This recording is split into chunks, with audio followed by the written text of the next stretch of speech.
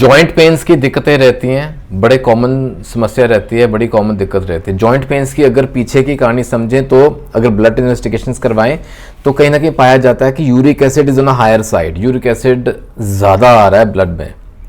तो uric acid ज़्यादा आने की वजह से जॉइंट पेन्स हो रहे हैं फर्स्टली। सेकेंडली गाउटी डायथिसिस, यानी कि अगर ये लंबा चले ना, हम यूरिक एसिड को कंट्रोल नहीं कर पा रहे, अपने डाइट का ख्याल नहीं रख पा रहे, दवा रेगुलर नहीं ले रहे, with the passage of time क्या होगा, वो जो ना नोड्यूल्स या नोड्स बनने शुरू हो जाते हैं इन द स्मॉल जॉइंट्स।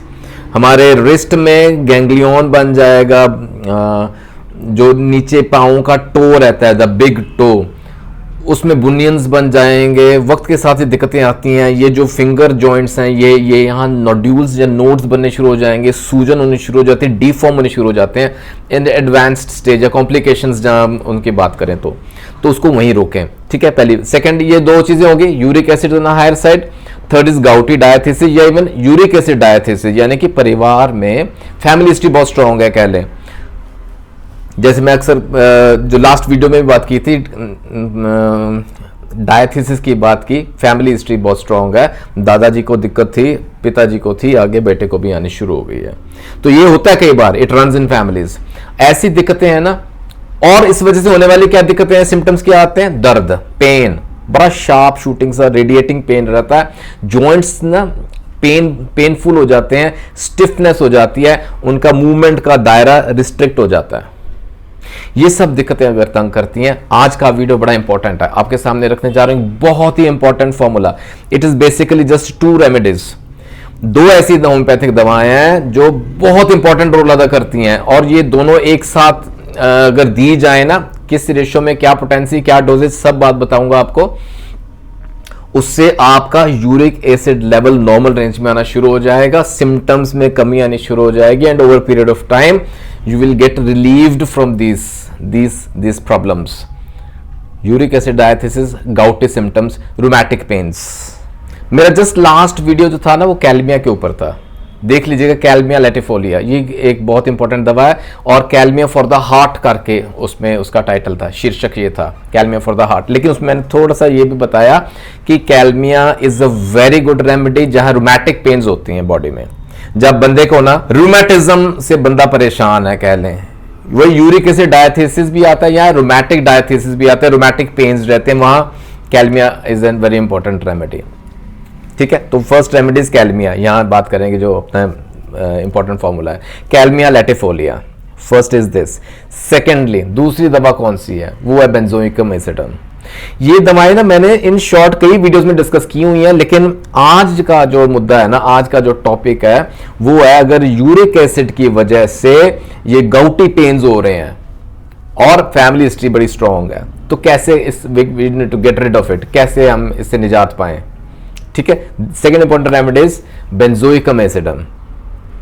ये ना इन जनरल वैसे बताऊं मैं आपको, जहां भी यूरिक एसिड डायथिसिस रहता है या यूरिक एसिड की मात्रा ज्यादा रहती है, दोनों केसेस में बेंजोइकम एसिडम एक बहुत ही प्रभावशाली दवा है, एक बहुत ही उम्दा दवा है, जिससे ना यूरिक एसिड लेवल्स कम आते हैं, वक्त के साथ कम आते हैं। अब बेंजोइकम एसिडम और कहां स्ट्रांगली इंडिकेटेड है, छोटे से सिम्टम्स आपके सामने रखता हूं।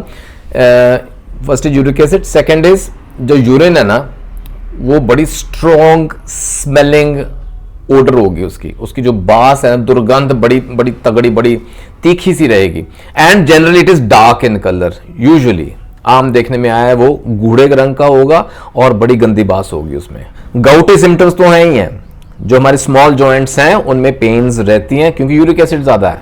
ठीक है, गाउटी सिम्टम्स हैं, और साथ में एस्थमेटिक भी हो सकता है, दमे के सिम्टम्स आ सकते हैं, जो एस्थमेटिक सिम्टम्स हम बोलते हैं, सांस लेने में दिक्कत है, एस्थमेटिक कफ आ सकती है बंदे को, शॉर्टनेस ऑफ ब्रेथ के सिम्टम्स आते हैं, यानी कि कहीं ना कहीं वो एलर्जिक एजमा के सिम्टम्स जुड़ते हैं, और उस साथ में अगर गाउट है ना, तो benzoicum acidum is a good remedy.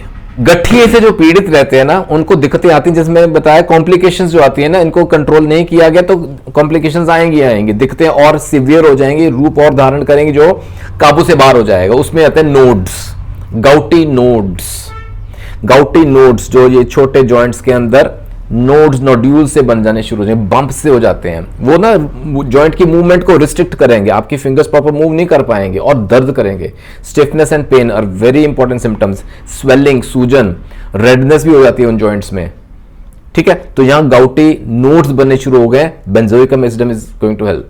और एक और इंपॉर्टेंट सिम्टम वो है, ये जो पेन के सिम्टम्स हैं ये इसके साथ हार्ट के सिम्टम्स भी जुड़ते हैं टू सम एक्सटेंट, और वो भी ऑल्टरनेट करते हैं। अगर लास्ट वीडियो अच्छे से देखा हो आपने कैल्मिया लैटिफोलिया का, तो उसमें kalmia is good for the heart मैंने बताया आपको, लेकिन उसके साथ गाउटी सिम्टम्स है वही rheumatic symptoms to be more precise.